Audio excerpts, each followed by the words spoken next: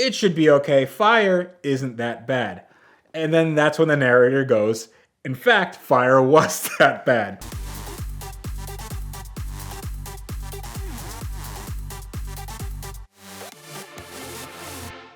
So one of the coolest things that you get to do when you have a YouTube channel is you meet other YouTubers. And the other YouTubers that I meet usually have the same kind of destructive car habits that I do. Now, I don't like to blow up cars or anything. I actually have a lot of mechanical sympathy. But what I do have is I have an ability to buy cars that have been at some point either crashed or on fire or flooded or maybe all three. So my friend Tyler Hoover from Hoovie's Garage, he had a little bit of an oopsie with one of his old Ferraris. He had a Ferrari F355, which made a glorious noise. It had the 5-valve per cylinder V8 that was derived from the F40. It was a spider, so you can drop the top, and it had an amazing Capristo exhaust that sounded like an old F1 car. Now, he had that car, and I think he traded his NSX plus $10,000, so I don't think he had a great deal on it, but it was a Ferrari. It had a gated manual. It wasn't exactly slow, but it wasn't a bad driving car.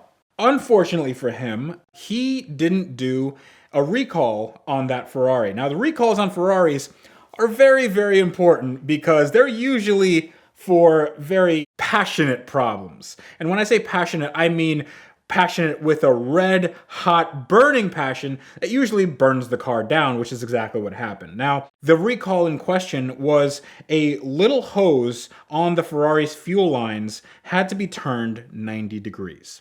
And that's it. So you would take it into Ferrari, they would turn that hose 90 degrees, and that's it. The reason why is because if that hose wasn't turned 90 degrees, the clamp itself would rub on the bodywork, and that would eventually rub through the fuel line. High pressure fuel would go all over your engine bay, onto your hot exhaust manifolds, and the entire thing would just go up in smoke. So that's not good.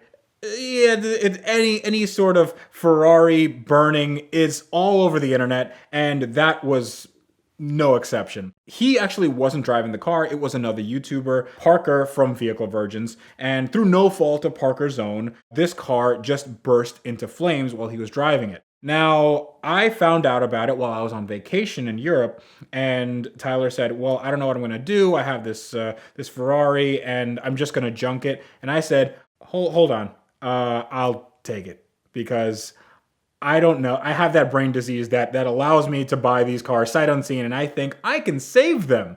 And boy, it was rough. So he sends me pictures from the salvage yard, and they are of the worst fire that you've ever seen from any Ferrari. But you could still sort of see an engine there. You can see some bodywork kind of on it in a weird, like, melty way. The wheels and tires were okay. So as far as the chassis, what happens when a car is on fire is the molecular structure of the metal can actually change. But fortunately for me, the chassis wasn't actually compromised. There's a lot of steel box section that comprises a lot of Italian cars. And a lot of people think that just because they're these sculpted works of art, they're really just kind of kit cars underneath.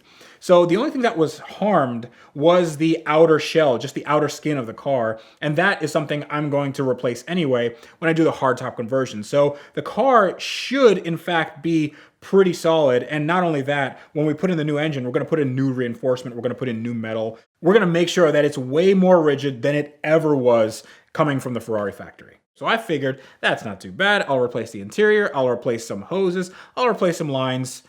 It should be okay. Fire isn't that bad.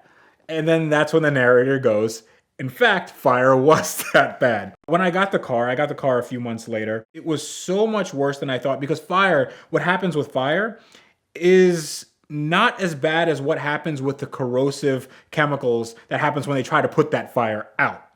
Now, when the firefighters come, they don't care about preserving your resale value. They don't care about saving your car in any sort of reasonable way. They just want to put that fire out because that's a hazard to other people. And they should, because that's their job.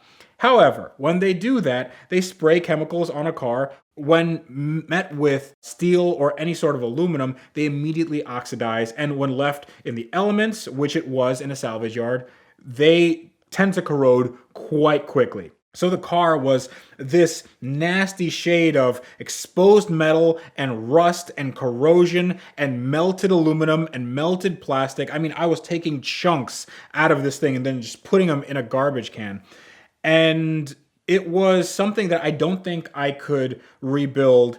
And I don't think, I mean, obviously it wouldn't be worth anything to anybody if I would rebuild it as a running, driving example with a little bit of fire damage history. So I decided that I should probably do something a little bit interesting. Now, the project had been on my channel for the better part of, I want to say, a year and a half. It's been off and on. I don't know what to do with it. I took the engine out, and it looks like it can be rebuilt. It looks like I could bring it back. It just needs to have some cosmetic things done. I have to have new timing belt and tensioners and water pump and all that stuff. But I know something like that is going to nickel and dime me to death. Everything on that Ferrari, it's going to be unobtainium because they don't make them anymore. It was made more than 20 years ago, so it's going to be really hard to find. So I decided that I should probably put an engine that I do have, and that is a Mazda 3-rotor 20B engine out of a crashed Superlight SLC that I bought for another project. I am not the biggest fan of rotary engines. I actually wrote an article on Jalopnik about how rotary engines are just unreliable garbage, and I got a lot of flack for that. However, a rotary engine can make a lot of power, especially a 3-rotor. Now, the 3-rotor is, it was actually unique. It was a Japan-only engine. It was in the Mazda Unos Cosmo, which is in itself a very rare JDM car.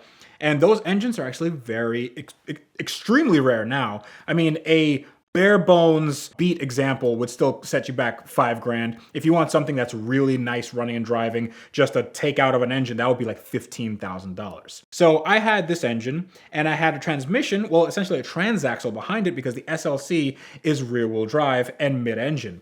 So I had a transaxle that was called a Mendiola, and it was a sequential manual, which they put in trophy trucks. So instead of doing an H pattern, you just do up, up, up, down, down, down. And it's a really like race car-y thing. So I figured we could put that into my Ferrari. At this point, I think that I'm on the hit list for quite a few people, not only the Ferrari purists, but also people that love piston engines, because now I am betraying them and going over to this rotary thing, but also the rotary crowd, because I am a newbie and I know nothing about rotaries. Not only that, I have spoken so ill of them in the past that I have such bad karma in that space. I'm not sure I can get any sort of good vibes coming from that part of the car culture. Now, it's gonna take a lot of fabrication to get this working.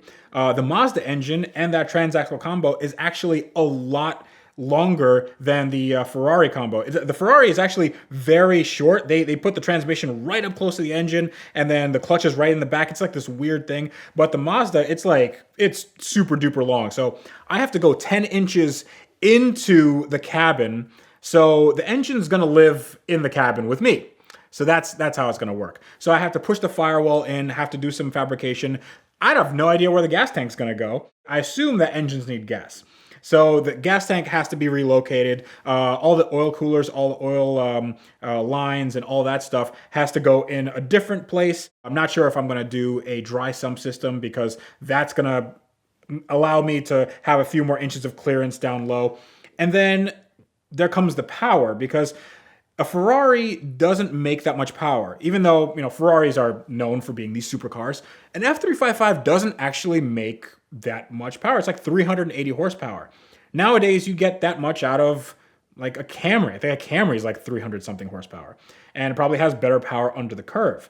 The rotor engine, the 3-rotor engine that I have, made 785 horsepower at the rear wheels. So that was a little bit of a bump, and I think that mated with a race gearbox going into a Ferrari. Also, I'm going to do a wide body because, of course, and I'm also going to make it a hardtop. So I'm going to have this hardtop, wide body, 3-rotor, race box, probably shooting flames out of some orifice in the back. Hopefully not all of it, because as we know, Ferraris are really good at that. And I want to bring this to SEMA in 2020 and hopefully not break too many hearts on the internet, and certainly not my own. We'd like to thank Transparent by Glassparency for supporting the VinWiki YouTube channel this month. Transparent just released the first system to allow customers to buy wheel and tire, dent and ding, or key fob replacement warranties direct from their phone or computer. The days of having to overpay at a dealership and having no other options are over. So you can visit transparentwarranty.com, enter your vehicle and your zip code, no personal information, no hassle, and see what coverage is available for you. So be sure to check them out today.